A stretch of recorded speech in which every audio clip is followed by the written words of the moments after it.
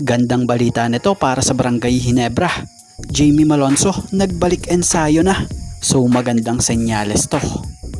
At RJ Abarientos, ganito pala kasobrang napabilib nitong si Justin Brownlee at mukhang nasyak din sa ginawa ni Brownlee kay Allen Durham. At bago nga ang lahat, baka naman po pwedeng makahingi ng isang subscription para sa ating channel or paki-follow na rin po kung nagustuhan nyo ang ating mga basketball update. At kung ito na may makakabigat para sa inyo, kahit isang like and share na lamang po. Maraming salamat po. Jamie Malonzo, kapansin-pansin sa nilabas na video footage ni Ginebra Boys Ball Ballers na nag-eensayo na si Jamie Malonzo sa Ginebra. Ops, syempre bago yan. Sir Ginebra Boys Ball Ballers, papaalam lang po. Hiramin ko lang po yung kaunting clip na ito para magbigay ng kaunting opinion and reaction about sa good thing na nangyayari kay Jamie. Salamat po. So magandang balita ito dahil kung babalikan natin last or huling update ni Coach Tim rito, nabanggit ni Coach Tim na Jamie is still not jumping. Although he can walk and run, he hasn't been able to pass the test that would allow him to progress to practicing. He is doubtful to return for us. So ayon nga rin yan sa inilabas na update ni Fast Break.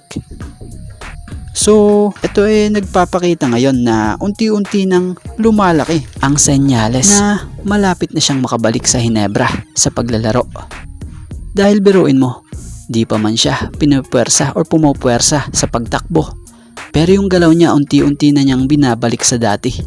At ngayon kung mapapansin nyo, nabanggit ni Coach Tim noon na Jamie is still not jumping. Pero ngayon sa latest video uploaded nitong si Sir Ginebra Boys Ball Ballers, kapansin-pansin na umuutay ng tumalon si Jamie habang nagsushooting. So bukod dyan, mukhang may nagbago kay Jamie Napansin nga rin yan ng iba na kung saay medyo lumapad din daw ang katawan nitong si Jamie. So kaya na opinion nyo rito? Pasok na sa semis ang Barangay Ginebra na kung sa winalis nila or sweep ang ginawa nila kontra Meralco dahil di ba man pinaisa.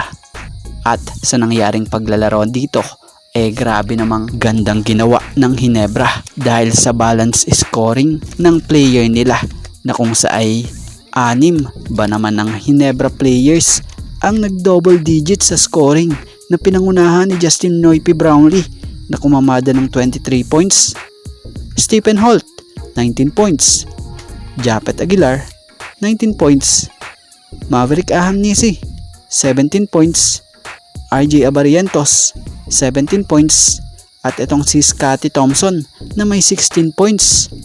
Biruin mo, halos kaya nahirapan ang Meralco sa Ginebra dahil halos lahat ng gamitin ni Coach Tim nakakapag-contribute at kalat ang kanilang scoring. At bukod dyan, mapunta tayo sa isang naging interview kay RJ Abarientos na kung saan ipinakita at nasabi nito ang naging pagkabilib niya sa import na si Justin Brownlee. Dahil sa dati daw pinapanood niya lang ang Ginebra at si Justin Brownlee. At nasaksihan din niya yung makasaysayang buzzer beater ni JB versus Meralco. Tapos ngayon, kakampi niya na si JB at inulit niya yung 3 points na yon. Masaya nga raw siya at maswerte daw talaga at nasaksihan niya bilang teammate kung gaano kahusay ang isang Justin Brownlee. At isang araw ito sa hindi niya talaga makakalimutan.